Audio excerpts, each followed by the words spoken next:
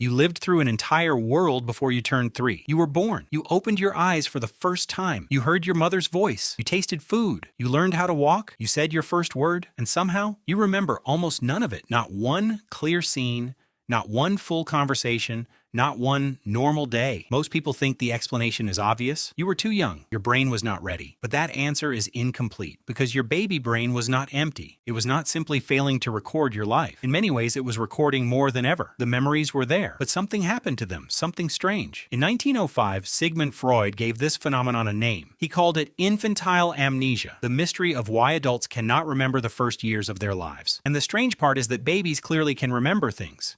We know this because of a famous experiment from the 1980s. Psychologist Carolyn Rove Collier studied babies in their cribs. She tied a ribbon from a baby's ankle to a mobile hanging above them. When the baby kicked, the mobile moved. The babies learned the connection surprisingly fast. Kick your leg, and the thing above you moves. And once they learned it, they loved doing it. But the important part came later. When the same babies returned days afterward, many of them remembered. They started kicking almost immediately. Even very young babies could hold on to that memory for a short time. 2-month-olds could remember for days. Older babies could remember for much longer. So babies can learn. They can store information. They can recognize patterns. They can remember. But those memories usually do not survive into adulthood. By the time you grow up, they are gone, or at least impossible to reach. For a long time, scientists did not fully understand why. Part of the answer comes from the way your brain was built. Deep inside your brain is a small, curved structure called the hippocampus. It plays a major role in turning experiences into memories. A birthday, a conversation, a rainy afternoon, a walk with someone you love. The hippocampus helps turn those moments into something you can replay later. In adults, it works together with other brain regions,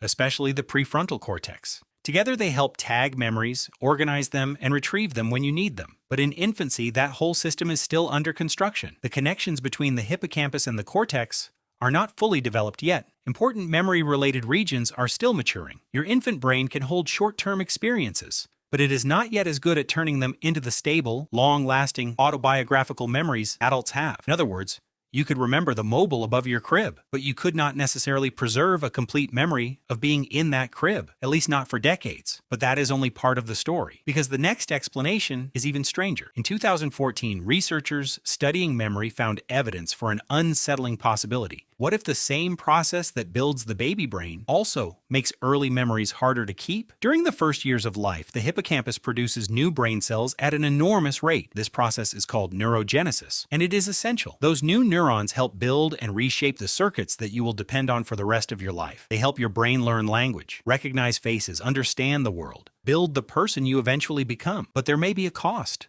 Every time new neurons are added into an existing memory system, they can change the connections that were already there, and those old connections may have been helping hold your earliest memories in place. To test this idea, scientists studied mice.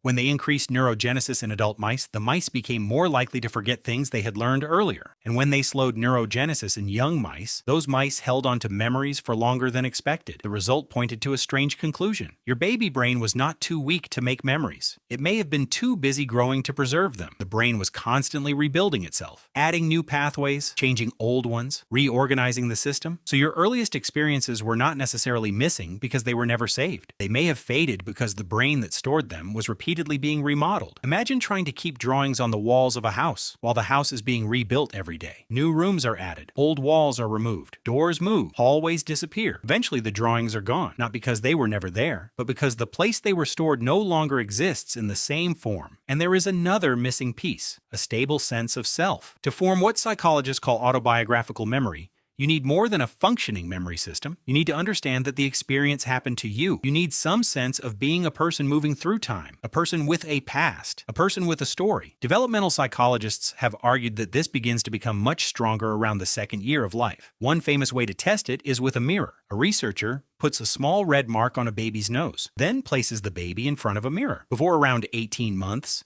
many babies treat the reflection like another child. They do not reach for the mark on their own face, but later, many do. They recognize that the person in the mirror is them, and that change appears around the same time that more lasting personal memories begin to form. So you cannot remember being a baby, partly because the version of you that exists now was still forming. There was no fully developed narrator inside your head yet. No stable inner voice turning moments into a personal story. No clear mental label saying, this happened to me, this is part of my life, this is who I am, which creates a strange question. When you look at old photos of yourself as a baby, is that really you? Of course it is your body, your face, your hands, your life, but mentally, that baby may have experienced the world in a way you can no longer access. A person in the same body, with a brain that was still being rebuilt into the person reading this now. Neuron by neuron, connection by connection. There is one more major piece: language. Psychologist Catherine Nelson spent years studying how children form lasting memories. Her conclusion was simple but powerful. Language does not just describe memory, it helps organize it. Before you could speak, your experiences were mostly raw sensations. Light, sound, warmth, fear, textures, voices, a face leaning over your crib, a strange room, a familiar smell. But without words, those experiences had no clear structure, no labels, no story, no easy way to connect one moment to another. Once children begin speaking, something changes. And once adults begin talking with them about the past, their memories become stronger. Remember when we went to the park? Remember the dog you saw? Remember your birthday cake? Those conversations help children build a timeline. Language gives memory a frame. It turns random moments into a story. Without language, experience can be vivid in the moment, but difficult to keep, like water with no container. It is there, then it slips away. And culture changes this too. Researchers have found that the age of a person's earliest memory can vary depending on how they were raised. In many Western cultures, parents often talk to children about their past. They ask questions, they tell stories, they encourage children to describe what happened. In those cultures, people often report first memories from around age 3 or 3.5. Among the Maori of New Zealand, where storytelling and personal history are especially important, some people report memories reaching even earlier. In some East Asian cultures, where early conversations may focus less on individual personal stories, first memories can begin later. So the culture around you may influence how far back your memory reaches. The way people talk to you as a child can help decide which experiences become part of your personal story. So what actually happened to your earliest years? Your memory system was still developing. Your hippocampus and cortex were still learning how to work together. Your brain was producing new cells and rebuilding itself at an incredible speed. Your sense of self was still forming, and you did not yet have language to turn experiences into a story that could survive. It was not one single reason. It was everything happening at once. Every person you have ever met went through this. Every human being has a dark, unreachable section at the beginning of their life, a place where years happened but cannot be replayed. And the answer is not that your brain was too simple. It is that your brain was doing something more important than remembering. It was building the person you would become. And to do that, it had to let parts of the person who came before disappear.